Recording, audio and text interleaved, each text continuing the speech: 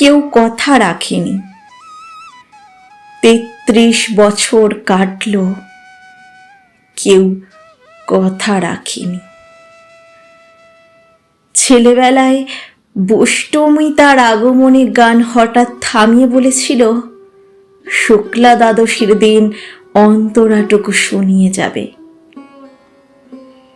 তারপর কত চন্দ্রভোগ অমাবস্যা এসে চলে গেল, কিন্তু সেই বষ্টমী আর এলো না। 25 বছর প্রতীক্ষায় আছি। মামাবাড়ির মাঝি নাদের আলী বলেছিল, বড় হও দাদা ঠাকুর, তোমাকে আমি 3 প্রহরের বিল দেখাতে নিয়ে যাব। সেখানে পদ্ম ফুলের মাথায় সাপ আর ভ্রমর খেলা করে। নাদের আলী, আমি আর কত বড় হব? আমার মাথা এই ঘরের চাঁদ পুড়ে আকাশ স্পর্শ করলে তারপর তুমি আমায় 3 প্রহরের বিল দেখাবে?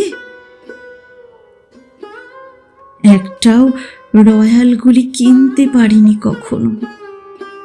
লাঠি লজেন্স দেখিয়ে দেখিয়ে চুষেছে লঙ্কর বাড়ির ছেলেরা।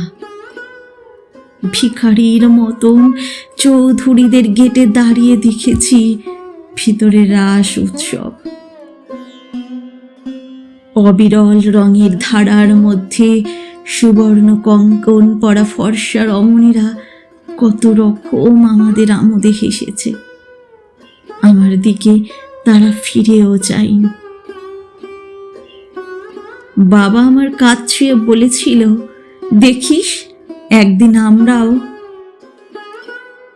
বাবা এখন অন্ধ, আমাদের দেখা হয়নি কিছুই। সেই রয়্যাল গুলি, সেই লাঠি লজেন্স, সেই রাস উৎসব আমায় কেউ ফিরিয়ে দেবে না। বুকের মধ্যে সুগন্ধি রুমাল রেখে বরুণা বলেছিল, যেদিন আমায় সত্যিকারের ভালোবাসবে সেদিন আমার বুকেও এরকম আদরের গন্ধ হবে। ভালোবাসার জন্য আমি হাতের মুঠোয় প্রাণ নিয়েছি। দুরন্ত ষাঁড়ের চোখে বেঁধেছি লাল কাপড়। বিশ্ব সংসার তন্ন তন্ন খুঁজে এনেছি 108টা নীল পদ্ম। তবু কথা রাখিনি বরুণা। এখন তার বুকে শুধুই মাংসের গন্ধ। এখনো সে যে কোনো নারী। কেউ কথা রাখেনি। 33 বছর কাটল, কেউ কথা রাখে না।